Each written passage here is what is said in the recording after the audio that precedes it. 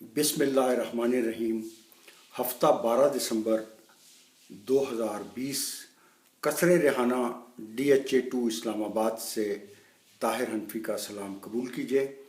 आज मैं कनाडा में अपने रफ़ीक देरीना जमील कमर और वाशिंगटन में सैयद हफीजुल हक की फरमाइश पर आपके साथ एक गज़ल शेयर कर रहा हूँ।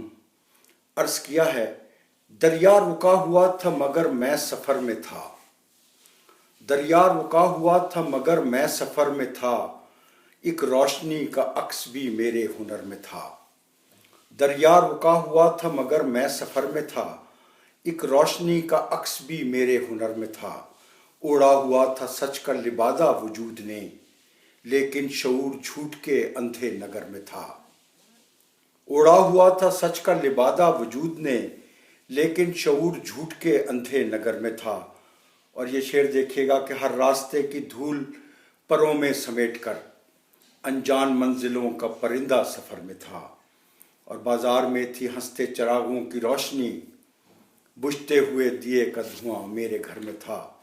बाजार में थी हंसते चिरागों की रोशनी, बुझते हुए दिए का धुआं मेरे घर में था। और कंधा था ख्वाहिशों का फसाना फसील पर, जिंदा हकीकतों का लहू एक खंडर में था। और ये शेर आपकी तवज्जो चाहता है कि उतरी थी रात शहर में आंसू लिए हुए, एक काफिला सहर का कहीं रह गुजर में था। और ये शेर जो मैं अब आपकी खिदमत में अर्ज़ कर रहा हूँ, ये हमारे बहुत प्यारे तारिक अजीज़ को बहुत पसंद था। अर्ज़ किया कि ताहिर मेरे वजूद की बोली तो दे गया, शायद वो अपनी ज़ात के नीलाम घर में था।